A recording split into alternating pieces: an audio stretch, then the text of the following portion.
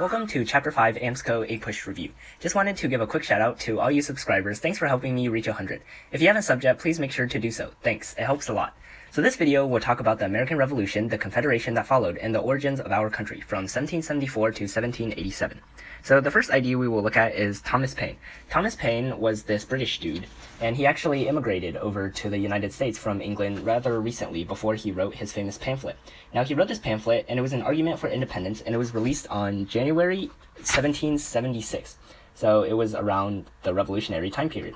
And this pamphlet was really revolutionary. It was called Common Sense. And basically it used clear and forceful language to try to argue that the colonies should be independent states and they should break ties with the British monarchy. And Paine was saying this is common sense because why should a people be ruled by a small and distant island very far away from the mainland?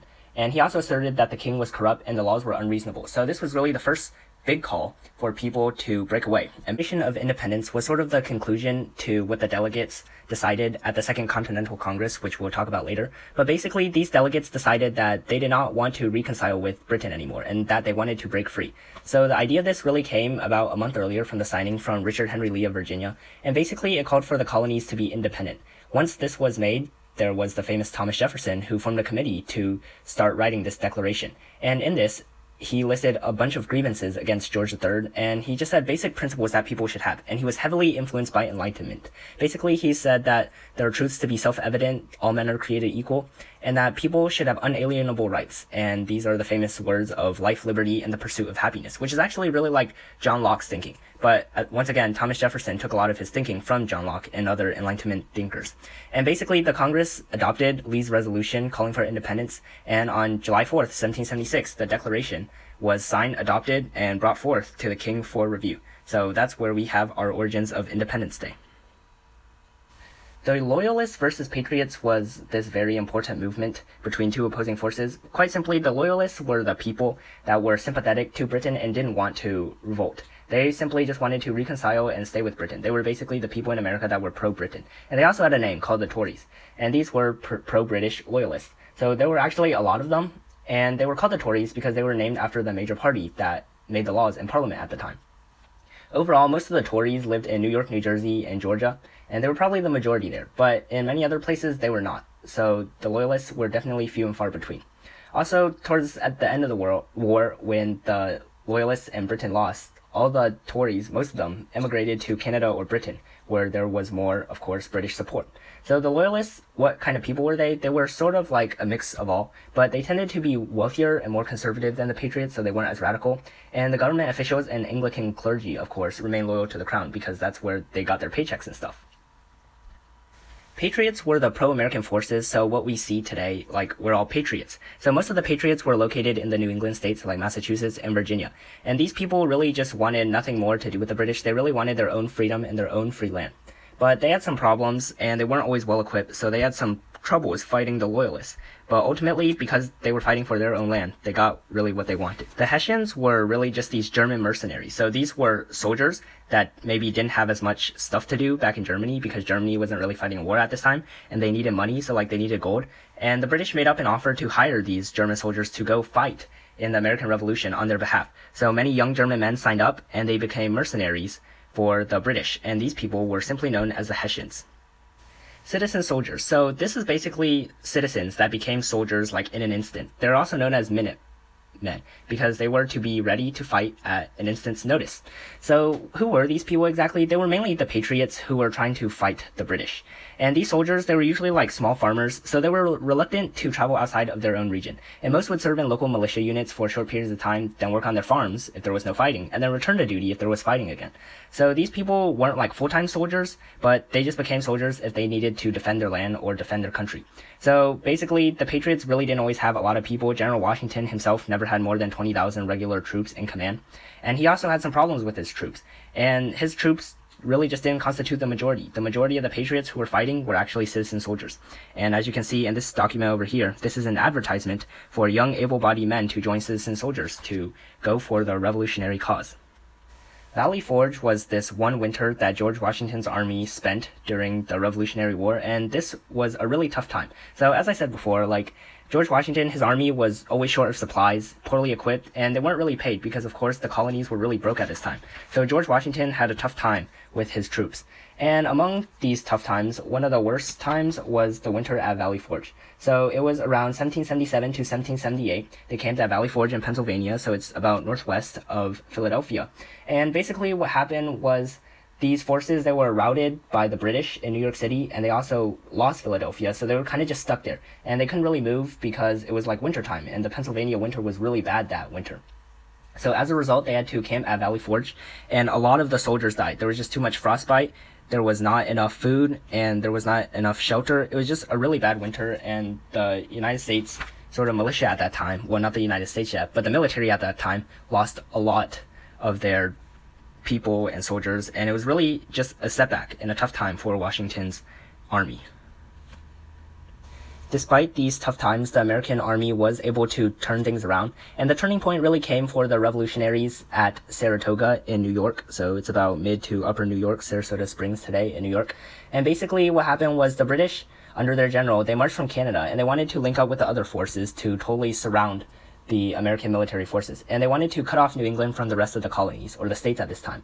But at Saratoga, American generals Horatio Gates and Benedict Arnold were able to fend off the British, and the British army was forced to surrender, so they couldn't complete their mission. But more importantly, the thing was that this surprising win really persuaded France to join against Britain. So we remember that France lost a lot of their lands to Britain in the 7 Years' War, so they kind of wanted revenge. And they had a new king, Louis XVI, and he didn't really want to help the revolutionaries, but he really wanted to weaken their foe, which was Great Britain. So anything to help this colonial empire could really help France's case as well. So France really came in and started helping America big time. And also countries like Spain and Holland also came out against Britain. So this French alliance really proved the decisive factor, as Americans now had more resources and more soldiers to try to fight off the British. Funny thing is, though, Benedict Arnold, one of the generals, would later defect to the Loyalists, and he would go onto the British side after this battle. So definitely a traitor in the mix. And the final thing we got is Yorktown. Yorktown was really just the last major battle of the Revolutionary War, and it was fought near Yorktown, Virginia, so near the Chesapeake Bay area. And basically, with the strong French Navy and military forces, Washington's army was able to force the surrender of a very large British army commanded by General Charles Cornwallis, or Lord Cornwallis, as he was referred to. And this happened in 1781. Once this had happened, basically the American Revolution was complete. Britain had basically lost everything in the American colonies, and it really just wasn't worth fighting for. And this really helped to bring an end to the American Revolution, which lasted for 8 years. So the loss totally sucked for Britain, and the party ruling in Parliament, the Tory party, really became unpopular because not only had they placed more debt on the economy and more strain on the economy, it also messed up the government finances. So what happened was new people came into power, and they were replaced by Whig leaders who wanted to end the war. And as part of the war, and they signed the Treaty of Paris. Now, there's so many Treaty of Parises, but this one was called the Treaty of Paris of 1783. So 2 years after Yorktown, they finally admit total defeat, and they grant America a lot of the powers. So basically there were 4 major powers.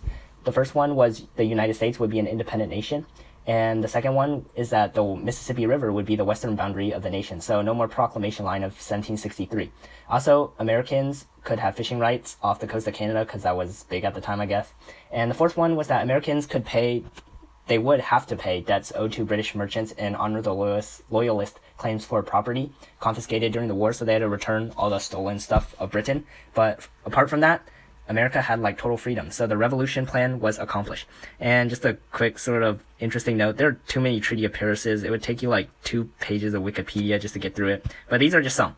But the Treaty of 1783 was really the big one, because the Americans, they were finally free. And now we'll go over some other information and IDs that are helpful. So the first one is the First Continental Congress, and this was basically when delegates in every colony except Georgia met at Philadelphia in September of 1774. So this was before Revolution, and they really wanted to protest the parliamentary infringements of their rights, so like taxation without representation, and they simply wanted to restore the relationship with the crown that had existed before the 7 Years' War. Ultimately, though, we know this didn't really work, but there were many delegates of all sorts of people. Some wanted to break away, some didn't. But it was really just sort of this first mix, and this Congress would appear many times later. So once this didn't quite work, there was an event, which was the first official battle of the American Revolution, and this was at Lexington and Concord.